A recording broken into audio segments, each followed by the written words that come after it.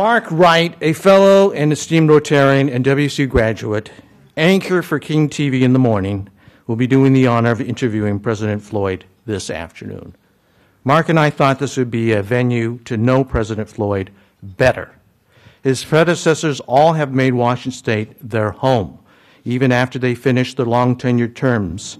So he's likely to be around for a while, not just a president for a stopover.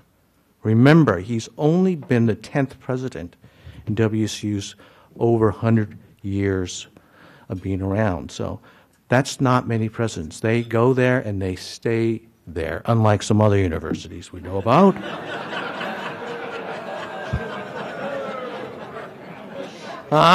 You should probably wrap it up. Okay, wrap it up. Okay. All right, Mark and President Floyd, welcome. Thank you very much, Paul. Paul, thank you so much. And Dr. Floyd, President Floyd, it's so great to have you here. Thank you. It's my pleasure being here. It's nothing like having this dramatic entry. Hold on a sec. They have a lavalier mic on you. I'm going to ask the audio guys if we could either turn on the lav mic or the stick mic, whichever one. Should be good? Okay. Why don't you just use the stick mic there? Okay, great. Can we test that? Check, check. We're good. Let's go ahead and get started. All right. So we're going to learn a little bit more about you. We're going to learn a lot more about Washington State University in this conversation today. And I just want to, first of all, give our condolences. I know you had a loss in the family. You just flew back into town. So our hearts are with you, and we thank you so much for joining us. Thank you. Okay. In the beginning, as they say, you were raised in North Carolina, the oldest of 4 boys. Your mom worked in a factory. Your dad was a brick mason. Tell me about the impact they had on you. You know, I had the best parents imaginable. My mother completed grade 7 and my father completed grade 8. And so they really had no sense at all about a college education. And I'm the oldest of 4 boys in my family. But what they did know was that if we went on to college, we would have opportunities that they did not have. So we grew up, by any measure, extremely poor. But we were rich in terms of the love and passion and sort of vision that they had. It was just sort of an amazing experience. And one of the things I will just simply say, I went to undergraduate school at the University of North Carolina, a great place to have gone and studied. But in some ways, it was almost like learning a second language for those of you who are bilingual. Because there were words and phrases and expressions used by my college mates that were very foreign to me. Because we just simply didn't talk that way in North Carolina in my family.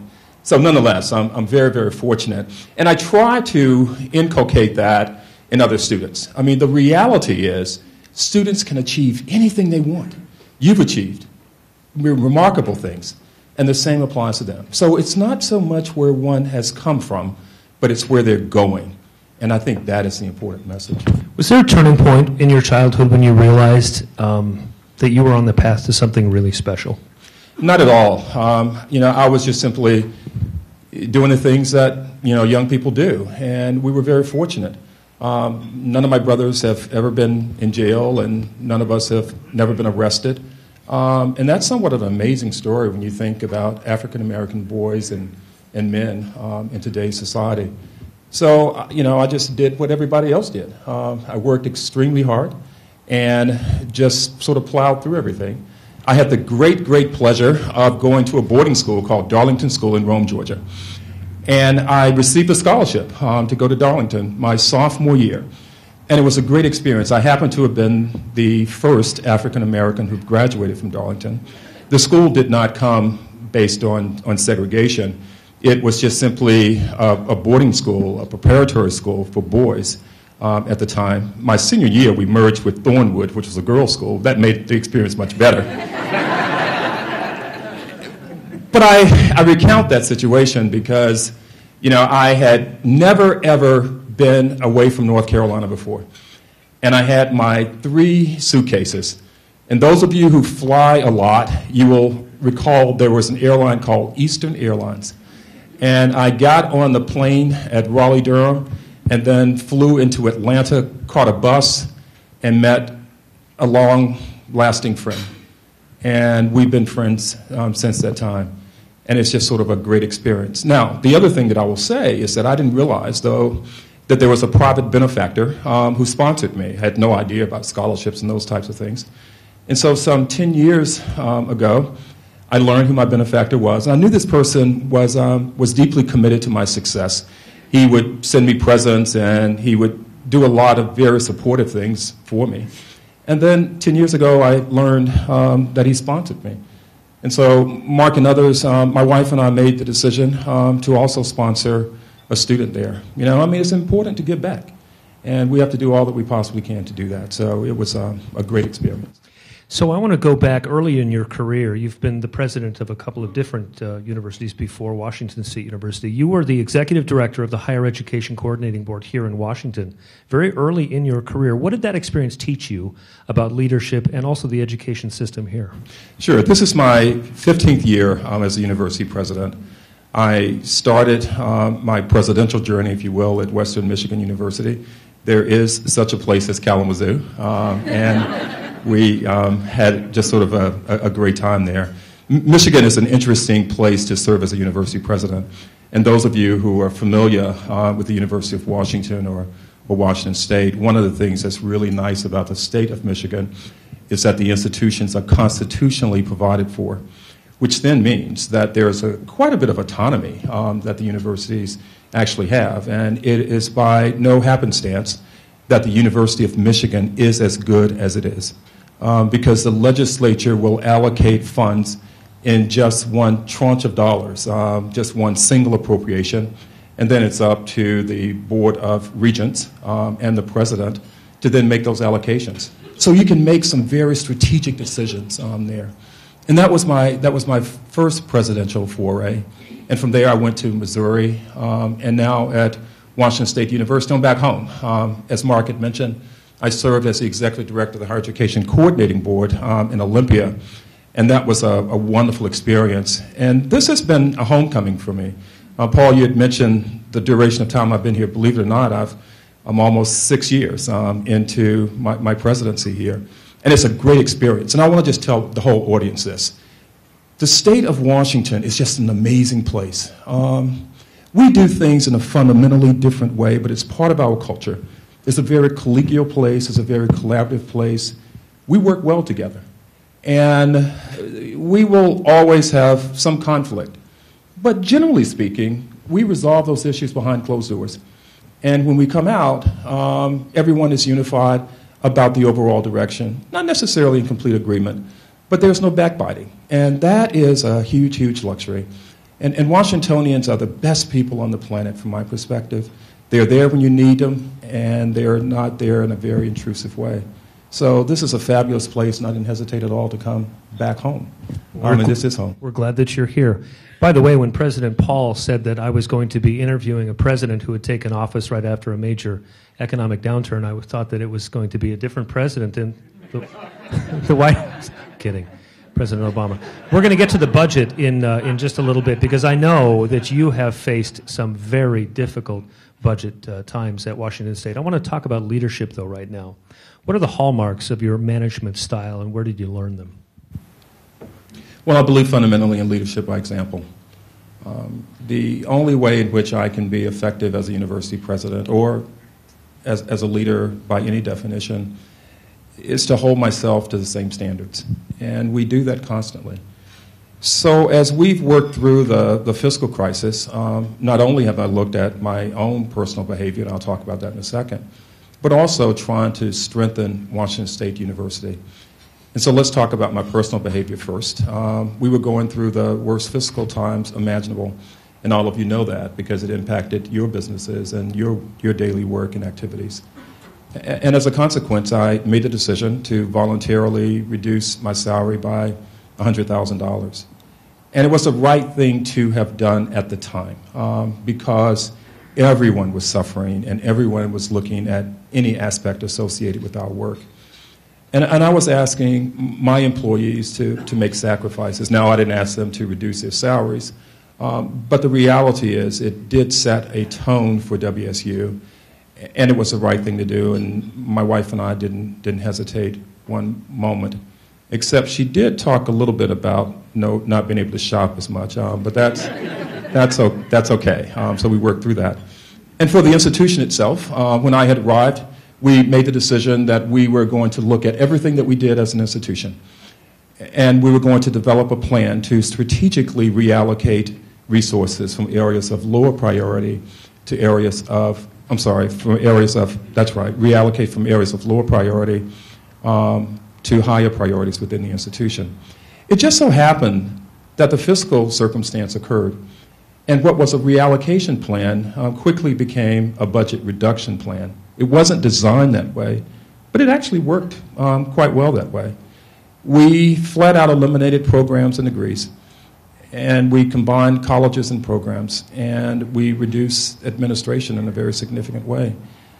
And these were very painful decisions, and decisions that we had to make because we had some programs that simply did not meet our standard of excellence. And I'll just give you two examples.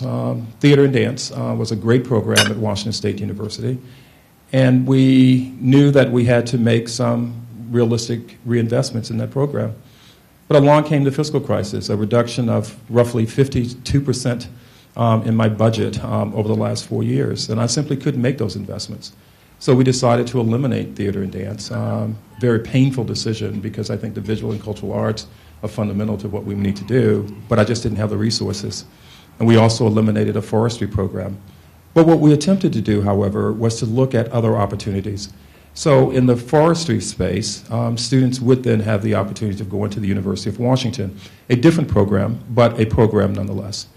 And in theater and dance, because of the catchment area in which we found ourselves, going to the University of Idaho was an option for some individuals. So we tried to really mirror what we were doing with the work of other institutions. But we fundamentally reduced programs. And we did it in a very collaborative way with our faculty. They understood what we were doing. We combined colleges. We eliminated administration. The highest priority was people. And we decided that we were going to make those strategic investments. We decided also we were not going to furlough people. It just simply didn't make a lot of sense at that time. And we were going to reallocate, redistribute our budget. And we've done that. So much so that over the last 3 years, we've not had any salary increases for state employees, with the exception of exceptional circumstances in which someone was being recruited someplace else. And we were able to identify a tranche of dollars in which, over the past holiday break, I was able to provide just a modest 2% one-time payment to every employee at Washington State University, with the exception of people who earned over $100,000. And the reason was people were hurting, and we've been hurting for a long time as a state, and I wanted them to understand that I valued their contributions to WSU. And so we did that. And I sort of put it in the category of valuing people and what they do for our institution. I know that you hope that budget cuts are over. You've made a proposal to the state legislature. Correct me if I'm wrong, but tuition has increased by 14%, 14%, and 16% over the past 3 years. That's correct. You're proposing to the legislature, if they sustain or increase your budget, you will not increase tuition at Washington State except by a consumer price index amount. What's the latest on that? Do you think that'll happen? Sure. There's a direct correlation between state appropriations and tuition levels. And the public generally is not aware of it. But when the legislature chooses to reduce our appropriations, the only avenue that we have, and all of the public universities are in the same space, the only avenue we have is to rely then on tuition. So we've seen tuition go up disproportionately for our students. And I apologize for that, quite frankly, because it's really outpaced inflation and to a large extent, the ability of students and parents and others. They're taking out loans at record amounts that they've never taken out before. And so we're going to have to do something to curtail that. And the solution is multifaceted. The first piece is to continue to make a compelling argument to the legislature to reinvest in public higher education. Public higher education is a public good. If we educate more individuals, they pay more taxes. It is the strength of this economy, and we're going to have to do everything that we can as Washingtonians to convince legislators that they need to reinvest in our public colleges and universities. And this is not a UW or a WSU issue. It is an issue involving access for Washingtonians, first and foremost, to the public institutions in which they've invested in which we've invested in. And so I decided early on, thank you. So I decided early on, because of some elasticity issues, that we're going to have to take a different approach. And I shared with the leadership within the legislature and the public broadly that if they were able to increase my budget next year, for next year, this cycle, that WSU would keep its tuition at the rate of inflation. And that translates into approximately 2%, which will be the smallest increase that we've seen in a long time. But we are still working through this fiscal circumstance, and we all have to make the appropriate sacrifices. And for my students, I need to make sure that I'm doing everything that I possibly can to keep them at WSU and to keep the doors open. And it seems like good public policy. To that end, to enrollment. Last year, Washington State University had the largest ever freshman class, something like 4,400 students, is that right? That's correct. 900 more in-state students than the year before. Why did you make that decision? And when I think about it, I think of people going back to their alma mater to see a football game and being connected to the university. But what I'm hearing from you is it also makes good economic sense because those people are more likely to stay in Washington. Is that right? That's right. Roughly 82% of our student population at WSU are Washingtonians. And that's very intentional on our part. We want to make sure that we keep our university open, accessible to Washingtonians first and foremost. It's much easier for me to go out and recruit students from out of state and international students because they pay anywhere from 2 times the amount to 3 times. It's a very easy approach to do that, and especially at a time in which we need additional revenues. But I want to make sure that every qualified Washingtonian who is desirous of coming to WSU has a place. And that is our policy position, and we're not going to waver from that. We do, at the same time, believe in diversity. And in fact, we have the most diverse freshman class in the history of our university. Among students of color, roughly 33% of our freshman students we have are students of color. So we've been able to balance a lot of things, and I think all of our institutions are doing that. And I don't want you to take this as a criticism because each institution has to make its own policy decisions in this regard. And some institutions will decide to do some other things fundamentally different, and that is okay. Because what we want as part of our state is to have options and to have institutions with the highest quality programs imaginable and institutions that will continue to add to the economic growth and vitality of our state. And so that's the policy decision that we made. But it's not a critique of any policy decisions that any other institutions will make because they know their student population better, they know their fiscal circumstance, and they're having to make choices. But what I will say is this, though. As a state, we really need to think, though, collectively, about what it means to be a Washingtonian and the types of institutions that we have and the types of academic programs that we have. You see, we have just an amazing economic circumstance in which we can make those strategic investments and align our curriculum with the industry leaders in ways that were unheard of previously. So if engineering and Boeing and the high-tech companies that we have, Amazon and Microsoft, we want to align our curriculum with those companies, you see.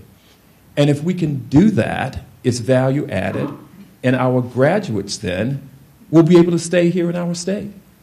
And those companies will not have to incur the additional cost of trying to recruit people from out of state to come here. Now, it's important to have others to continue to have a diverse community. So I'm not suggesting that we should not do that.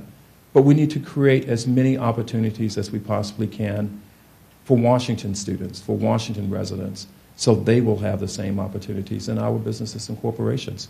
And we're going to do that. I just want to touch on one thing on this topic briefly, and then let's move on.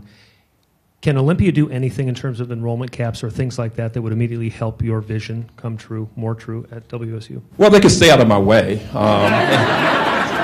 they did that, that'll be okay, Mark. Good answer. Do you want to add to that or no? No, I don't. That's sort of the message. Note to Olympia.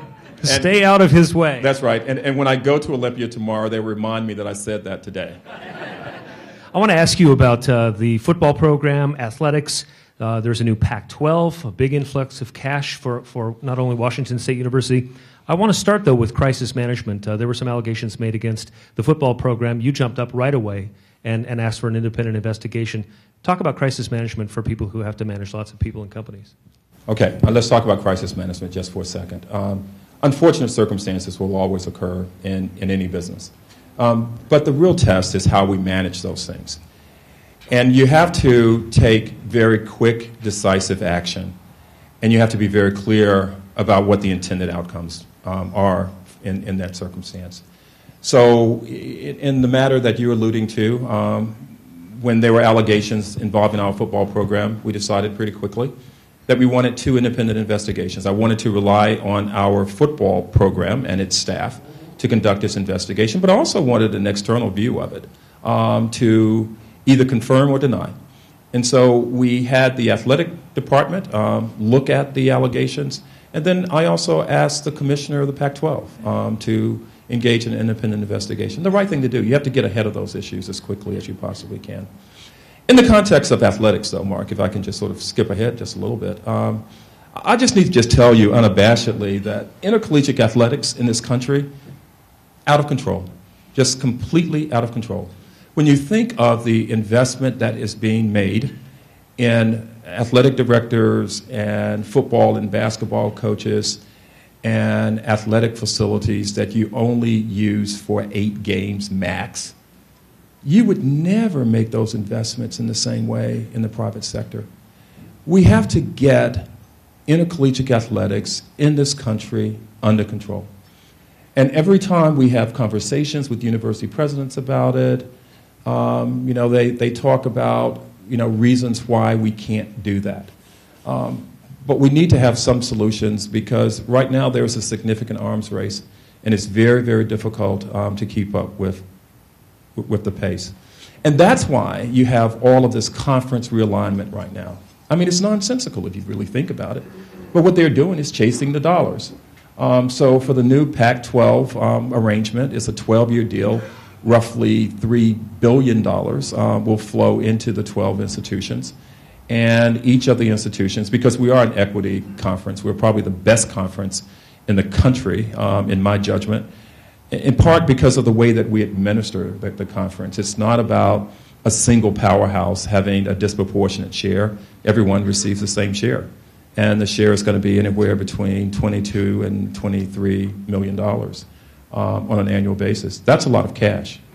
But at the same time, we've given up some freedoms. So now we're going to have to play football games on Thursday nights, which is going to be hugely disruptive for our institutions, but we don't have any choice associated with it. You then have the Apple Cup that's being played after Thanksgiving, which is the time that we should be at home with family and friends and others. But we've given up that right. And we gave up that right when we signed on to take the $22 to $23 million. We've got to get it under control. And we're going to need people to do that. Intercollegiate athletics are important, though. It serves, in many instances, as a front door to the institution. And even people who are not passionate about athletics, football or basketball, that's part of a conversation piece. I go to Washington, D.C., and that's the first thing. Well, President Floyd, how was your football program? Or how's your basketball program? And that's the same conversation that we have. A lot of us will still pull out the sports section, the first thing in the morning. And we have an adage within colleges and universities. Applications are had based on the fall, meaning football, and acceptances are made based on the spring, which is basketball. So that's just what happens across the country right now. And that's why you have all these conference realignments. They're chasing the dollars. But I must tell you, it is a zero-sum game. We're not going to be able to maintain that pace and that rigor. And it's the wrong set of priorities. But we have to be competitive, and that's what we are attempting to do. So one of my final sections here is don't call it a cow college, steer college is okay. Did you guys see this in the New York Times this week? Wagyu beef, high-quality beef being produced at Washington State University being marketed. We've all known about Cougar Gold cheese for a long time. This is taking that idea of entrepreneurism and expertise to the next level, isn't it? That's right. We have to figure out ways of commercializing the assets that we have, and we have to do it in a very thoughtful and very deliberate way, because we're going to have to diversify our revenue stream. It's the same thing that all of you do each and every day. So not only our reliance on grants and contracts and appropriations, we've talked a lot about that, but we're also going to have to look at our other asset base. Cougar Gold for us is a huge asset. We're going to have to figure out the appropriate ways of marketing it. And our new beef products is yet another way of doing it. That is to bring revenue into the institutions, and you do it in a very responsible way. And that's where institutions are at this moment, and I predict they will continue to be there. And while I will work exceedingly hard, and a number of you will join me in that regard, and for that I'm grateful, the reality is we will see an uptick in appropriations, no doubt. But it never will get back to the same levels that we've had previously. And for our students, it's really, really tough. Over 10 years ago, we had roughly 2/3 of the cost of a college education being borne by the legislature through appropriations, and 1/3 in the form of tuition. Now it's just the inverse. 2/3 of the cost are borne by our parents and by our students, and 1/3 by the legislature. We're going to have to change those ratios, and we can only do it with all of your help. And so thank you for what you do in that regard. Okay, that's a great place to kind of wrap things up. I just wanted to say one thing that I personally, my life was turned around when I went to Washington State University. I had no idea what I wanted to do with my life. I was a hotel restaurant major. Paul, your employees here will be glad to know that. But I was doing terribly, but I found myself at Washington State University in the broadcasting program, and the teachers who were there who are still friends of mine today. I'm wearing a pin from former President Lane Rollins. I mean, that's what Washington State University is to me. It's you go in as a student, you come out with lots of friends. What do you hope your legacy is when you leave? Yeah, Mark, I just want my legacy to reflect sort of the strength of the institution. I am deeply committed to making sure that we maintain the excellence and quality of WSU. And at the very end of my presidency, I want WSU to be stronger than it was when I entered. And then the next president will continue to build on that strength. That's what we do. And that's what we are exceedingly good at. We have just amazing graduates. You and Paul and just a whole host of individuals who are sitting in this room, quite frankly, too many to name. But some will say that there is a lot of competition between WSU and the University of Washington. And I really want to put that myth to bed.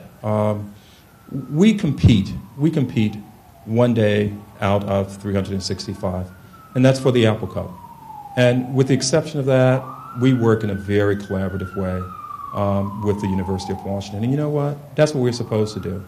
And that's what we're paid to do. It's fool's folly for people to engage in petty turf wars associated with the running of our institutions. And I'm very, very pleased to say that we have a very strong collegial relationship with the University of Washington. We are stronger as a consequence, and we're stronger because of the unity associated with it.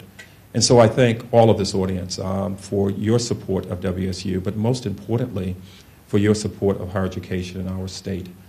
It's going to take the collective voices of all of us in order to persuade the legislature to do what's right, and that is to restore the balance associated with higher education in our state. President Floyd, thank you so much. Thank you for coming. Seattle Rotary Online is made possible in part by a grant from First Choice Health, working with the Washington Health Information Collaborative to use technology to bring better health care to patients throughout the Pacific Northwest. First Choice Health.